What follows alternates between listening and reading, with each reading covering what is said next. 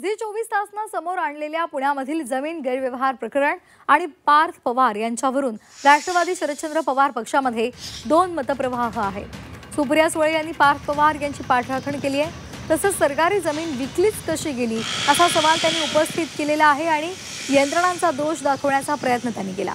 तर सरकारनं हा व्यवहार रद्द केला पाहिजे आणि चौकशी होईपर्यंत अजित पवार यांनी राजीनामा द्यावा अशी मागणी राष्ट्रवादी शरदचंद्र पवार पक्षाचे ज्येष्ठ नेते आमदार एकनाथ खडसे यांनी केली आहे। सायमल्टेनियसली ह्या गोष्टी कशा काय होत आहेत? मग व्यवहार झालाय का नाही झालाय? स्टॅम्प ड्युटी भरली आहे का नाही भरली आहे? सकाळी 21 कोटी होती, आता 6 झाली। मग जमीन सरकारची होती तर ती विकलीच कशी गेली? आणि तलाठी म्हणतात आणि तहसीलदार म्हणतात आम्ही सहीच नाही केली। मग नक्की झालंय तरी काय याचं स्पष्टीकरण सरकारने द्यायला पाहिजे।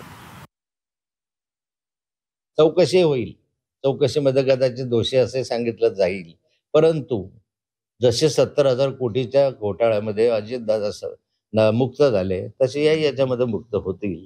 आणि म्हणून याच्या संदर्भातली चौकशी जी आहे ही चौकशी सरकारच्या माध्यमातून न करता उच्च न्यायालयाच्या न्यायाधीशाच्या मार्फत झाली तर जनतेला त्याच्यावर काहीतरी विश्वास बसेल। याच्यात मुलगा त्यांचा असल्यामुळे नैतिक जबाबदारी स्वीकारून जोपर्यंत ही चौकशी पूर्ण होत नाही तोपर्यंत माननीय अजितदादांनी आपल्या पदाचा राजीनामा दिला पाहिजे।